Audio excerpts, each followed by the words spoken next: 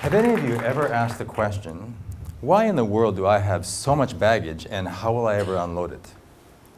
So today I'm going to flip that question around a little bit and talk about how we can actually use our baggage to produce much higher levels of personal performance and success. Now, I'm not trying to be your shrink. I'm not trying to make you feel better about yourself. That is not at all what the topic of this conversation is. It is, though, actually about figuring out how these things that could potentially weigh us down, even crush us, can be stuffed in our gas tanks and propel us to much higher levels of personal performance. I am a third culture kid. Now this term, third culture kid, was coined sometime in the 50s, and it refers to someone who was raised in a culture that their parents were not from. So the first culture is their parents' culture. The second culture is the culture that you grew up in as a third culture kid. You probably believed that you were from your parents' culture, but you grew up in a completely different culture and probably a different language. Most of us are bilingual. And this culture that we actually grew up in, we probably identify with to a deeper degree, but we're not actually from there, in our minds at least, because we think we're from our parents' culture. And the third culture is this kind of no man's land that we find ourselves living in. This is a photograph of my father in the early 50s in Japan. So he was a German-speaking prairie boy from Saskatchewan, and he found himself in Japan, and in post-World War II Japan of the day, and as well as in North America, kind of Canadian-German farm boys getting married to Japanese girls in Japan was just not done. It was probably considered to be uncouth. My Japanese grandparents, on the other hand, also felt it was probably not that cool, even though he was Canadian. He wasn't an American GI, but it just wasn't the perfect fit. In this photograph, you see my grandfather in the top right there with a slightly uncomfortable look in his eye. And that is because he knows his rightful place is where my father is sitting. So once again, I think maybe he was creating a little bit of awkwardness there. These are my folks in front of their first rented house with little Jonathan Kenji in between them. Here I am in high school, 16 years old. My summer job was working as a lifeguard at a local pool. One of these things is not like the other. Clearly, I was not fitting in with the Japanese culture and the Japanese group. And the Japanese culture is a very different thing from the North American culture that most of us live in. But for instance, in English, if you were going to convey the idea that a person should respect their wife, you simply say, respect your wife. And if you were saying that in a negative, you would say, do not respect your wife. And the direction of most European languages is set within the first couple of words. In Japanese, it's a bit of a reflection of the culture. It's completely different. So to say respect your wife in Japanese, you would say, anata no okusan o sonkei shinasai. And if you were going to say that in the negative, you would say, anata no okusan o sonkei suru na. It's exactly the same sentence with the exception of the last word. And most Japanese sentences can be shifted several degrees in meaning or changed altogether with the last sound, with the last word. Simply by saying shinasai to suruna, it changes it 180 degrees, do or do not. Your wife to respect, do. The direction is not said until the last word.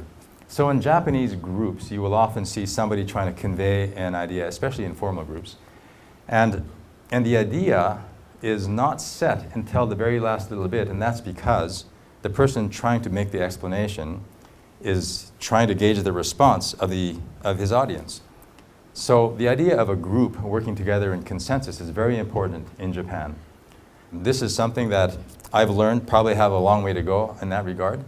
So seek to understand, not to be understood. A lot of times in North America, I find that our culture is based on trying to be understood ourselves. I often hear the term, one thing you need to understand is such and such, or one thing you need to understand about me is such and such. Do you think our groups would be more successful working together if the question was, what I need to understand about you is such and such? This is one of those awkward photographs from the 80s. Don't laugh too hard. And there I am in the middle, overcompensating again. This is in Los Angeles, California, in the early 80s, like I said. And you can see there's not a whole lot of ethnic diversity going on. I've been a misfit kid, frankly, and I'm from oddball parents. And frankly, us third culture kids have a hard time identifying with particular political persuasions, dogmatic points of view, and maybe even our loyalties tend to be a bit fuzzy and confusing. On the other hand, we have a much broader worldview, and I consider it to be a gift. The other month, a couple months ago actually, I was in Vancouver on the corner of one of the downtown busy street corners, and I heard within earshot Farsi, Cantonese, Mandarin, English, and I think it was German or French, one of those European languages, all within earshot on one street corner. And I thought, well, this truly is an amazing multinational city. But what was really amazing about it was that nobody cared. No one was alarmed to hear all these languages going on in one spot in Vancouver. Kelowna will be just like that 15 years from now. And those of you that are from different places, maybe you're from different places inside Canada, maybe you are third culture as well. Maybe you just have a hard time fitting in and you've always found yourselves with contrarian points of view. People like you have been given a gift.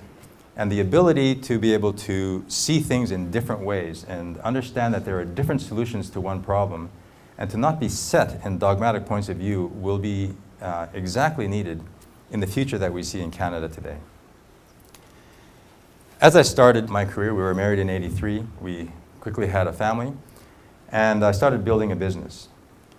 And I guess you could say I was a very aggressive businessman in those days without a good set of priorities. And in one particular year, I remember spending more than 6 months of that year on a transcontinental business trip. I was gone for several weeks. I remember like it was yesterday coming down the gangway at Vancouver International Airport, looking forward to seeing the two little boys you see up there. And I remember longing to give them a hug. And I saw them in the distance, kind of peering up through these little pipes. And they looked at the business guy directly in front of me. Then they looked at me. Then they looked at the guy behind me because they'd forgotten what their father looked like. I'd been an absentee father. I was becoming actually a bad father. And frankly, I think I was sacrificing my family and my wife on this altar of business, and I justified it because my business was growing and my business needed me. Things need to change. After some negotiation with my wife, I was able to spend 1 month on this company island. And during that time, I was able to take a deep personal inventory of some of the things that were going on inside of me. What were my real priorities? There were no communications, no cell phones, no TVs, no radios, and the only method of communication I had in case of an emergency was a marine band radio that would only work when the weather was good. And during that time, a so-called friend in French Polynesia asked me if our company, or if I would allow him to plant marijuana plants on this island. And frankly, it might have been a way to capitalize some of the future growth in the organization I was working for, my company at the time. And it might have been a shortcut to some form of success. But I quickly realized that if I capitulated to this idea, if I actually did this thing, then what I would be doing is exactly what I would be. If you want to be a drug dealer, deal drugs. If you tell the truth, you are honest. And I think honesty is a little bit like pregnancy. Either you are or you are not. And so therefore, the statement, who you are equals what you do. Have you heard anybody say, I'm actually a really good person inside, but I keep doing all these bad things? I think that is probably classic denial. We are what we do. If you want to find out what a person is like, take a close look at what they do. And I'm not saying it's 100%. We all make mistakes. But people who consistently do a thing define themselves by that. It also has to do with integrity. So often we misunderstand what this word means. We equate it with honesty, but it's not the same thing as honesty. Integrity is about internal consistency. It's a promise we make to ourselves that we will be people of integrity, and you'll keep your word that you've made to yourself. Now, why is this important? When groups work together, and they're all living in integrity as individual and as a group, they are far more likely to reach their success. There's been a recent study where the success of a group was 300% more likely to succeed if they, as a group, were living in integrity. Your group members will trust you. Your subordinates will not second guess what you have to say. When you say that something will be done, they will accept it and know that it will get done, and they won't come back and revisit it. Integrity is one of the brutally important ingredients to a successful career, a successful life, I believe. Tragedy can make you strong. Many of you here are young. Maybe you haven't lived long enough to see real tragedy in your lives, yet others have seen tremendous tragedy despite your age. I was just talking to a young man that goes to UBC, a UBCO student, who has seen his share of tragedy. It was a drastic and very, very sad event that happened in his life. And I'm confident that this young man is going to be twice the individual because of it, although something like that could crush a lot of people if you let it.